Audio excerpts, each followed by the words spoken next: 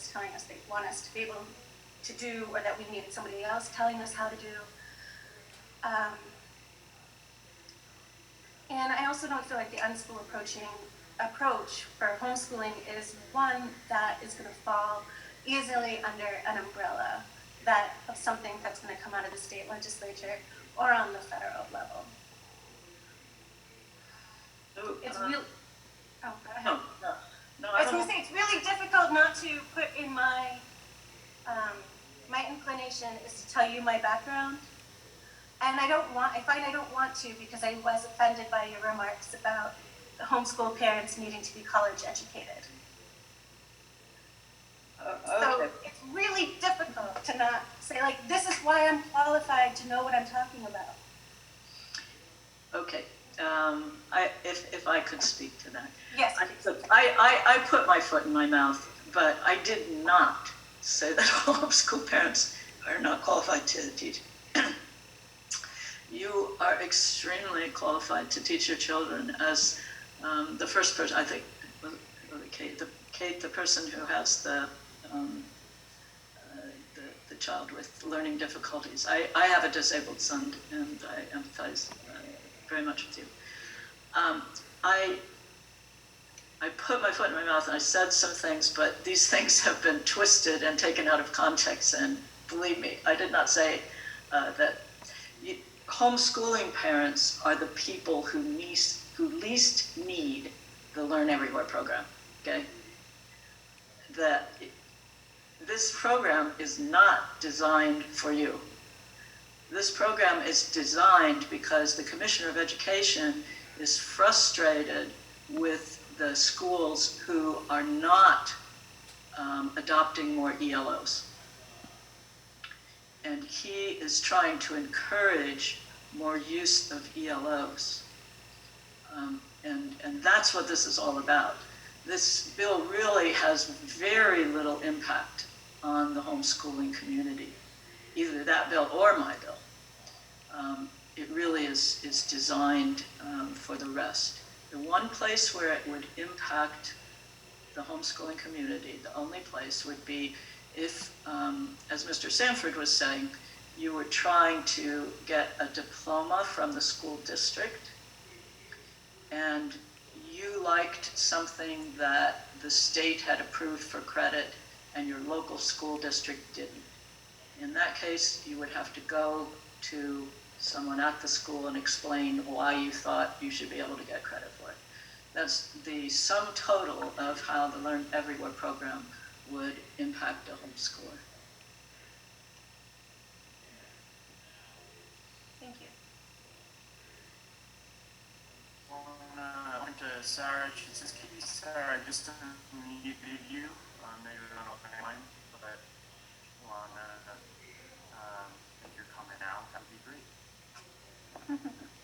Thanks. Hi, Senator. This is Sarah Chizinski, and I have the special pleasure of being a state certified teacher, as well as an on and off again homeschooling mom, as well as someone who provides homeschool education opportunities to other families in the area. We're in SAU 63. And I think that this is, first of all, I want to thank you for your time. And I'm not sure that I have a full comment anymore. I was going to share just a little bit about the juggle of, how families work with homeschooling and managing work and the rest of life. And I think that those have been answered fairly fully in terms of the concentration of education that happens and the flexibility of education that happens when you're able to tailor a curriculum and lessons and education plan to your particular child's needs or children's needs. And so I'm listening. I'm very grateful. I appreciate the clarification on what this bill is doing as I learn the New Hampshire public education system. I'm coming up from Massachusetts, so it's very helpful, and I'm just grateful that everyone is present here. And if I have other tidbits to share in, I'll message you, Dave. Thanks so much.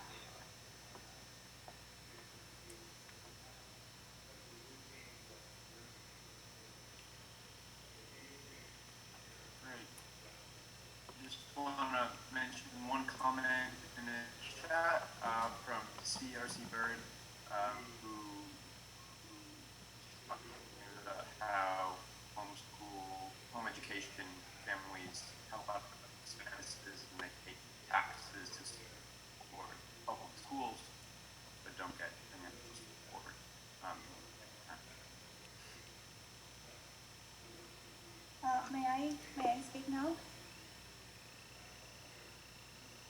Sure. Yeah. Thank you so much for giving us the chance to interact with you and hear from you. I just wanted to share my own experience as well, and to address some of your initial concerns that you did a great job bringing up again. So I also have 2 children, and I have been homeschooling for, I think it's a little over 9 years now. My daughter is entering her junior year, and my son is going into 6th grade. Our journey, like many of other homeschoolers, has been absolutely empowering and incredible. And it allowed our children to learn at their own pace and participate in the decision-making process of choosing what they wanted to study, to be involved in crafting their curriculum and pretty much every academic year. If you wonder why we decided to homeschool, that's because we realized early on that our daughter, who was the first one, our oldest kid, has been able to comprehend material that was way above her level in school. And she was curious, precautious, always ready to learn more. So we put her out and looked at homeschooling as an interesting temporary experiment at the time, intrigued to see where it leads and how it impacts her learning experience. And here we are, 9 years later, still doing it. I'm very happy that we pulled the trigger. I know that you mentioned, you were concerned that your father, who had not finished high school, would have been able to make the right choices for you. But I just wanted to assure you that if you were to be homeschooled today, in today's world, I guarantee that he would have been able to offer you an interesting and captivating learning experience despite his lack of degree. Even though the final decisions on curricula, classes, and activities are made by homeschooling together with their kids, which is great because their kids get to be involved and see the whole process of analyzing different options. Homeschooling is not an isolated endeavor anymore. Your father would have been able to be surrounded by so many incredible support groups and organizations and co-ops and classes that are offered by museums and online providers.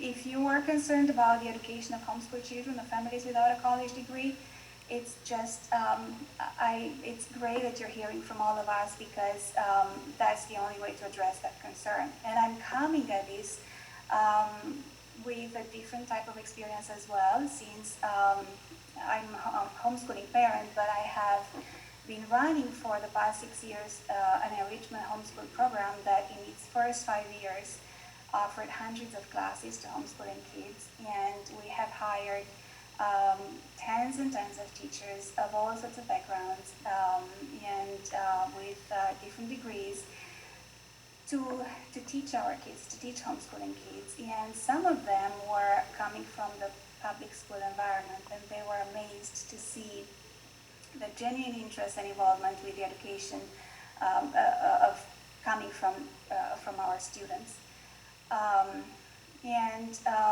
Basically, another thing that I would like to point out is that I have not met once during those 5 years a parent who felt that their lack of having a degree acts as an impediment to their kids' education, because educating a child is not an isolated experience, and that's really, I think, the key element here.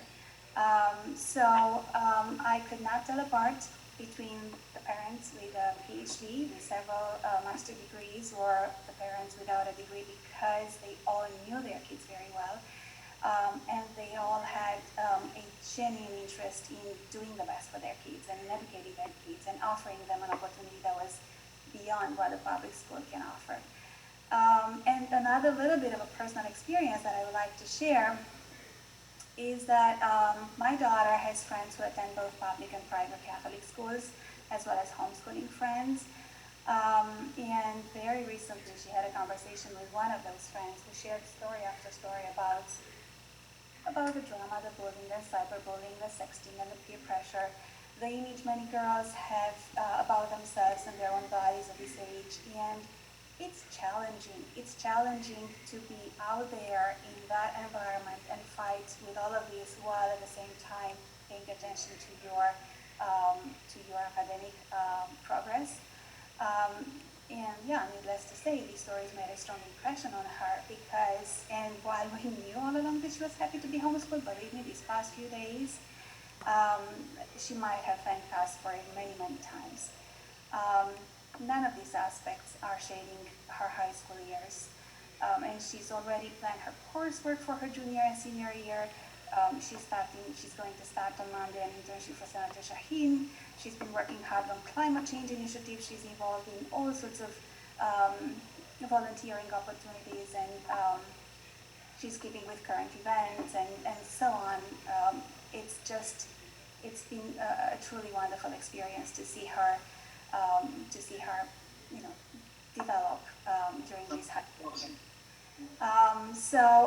Yeah, so I just wanted to just bring that up again, that not only that public schools are not the only path to college and success, but for many kids are also bullying environments for low confidence, negative peer pressure, mediocrity. So as homeschooling parents, we're very happy to have this opportunity. And this is in the name of our democracy, where education means and takes different shapes and forms, right? From public schools to charter schools to private schools to homeschooling. Thank you so much for hearing us. I am so sorry that my remarks, which were meant to help kids who don't have the advantage of people like you, you all. And these are the children that I'm worried about and concerned about. My father got up at 4 or 5 in the morning and left the house and would be back anywhere between 7 and 9 at night, 6.5 days a week. He ran his own business. He was a very astute businessman and very successful. But you know, that is what is the person he was. And I learned an incredible amount from him.